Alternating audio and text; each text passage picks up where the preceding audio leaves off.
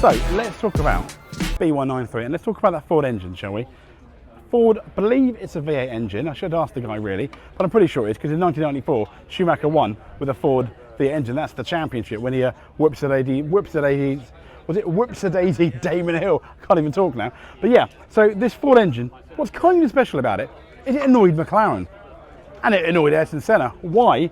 Simply because at the beginning of 1993, McLaren had the lesser of the two Ford engines. It essentially had the 92 version of the Ford engine, where Benetton in the B193 here had the brand new sparkling 1993 version.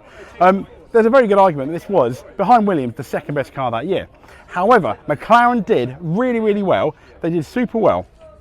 And with Senna winning the races, I mean, who could forget Donington, 1993, for example, that by halfway through the year, they managed to convince Ford to finally give them parity with their engines, which would have pleased Ayrton Senna, but not enough to obviously stay at McLaren, because as we all know, he went to Williams the very next year. This car won in Portugal with Michael Schumacher, the Portuguese Grand Prix. It was based obviously on the 92 car. When you put them side by side, they're quite similar.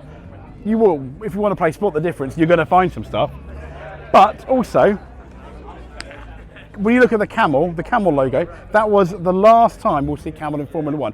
Obviously tobacco, naughty, for sponsors, but back in the 90s, that was the main funding for the Formula One cars. And you may recognise Camel being, for example, I think it may have been on the Williams, didn't it? Also, it was on the Lotus, on the Lotus as well.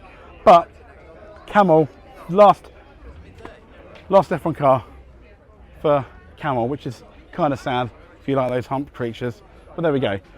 Michael Schumacher's Portuguese winning B193 from, you guessed it, 1993.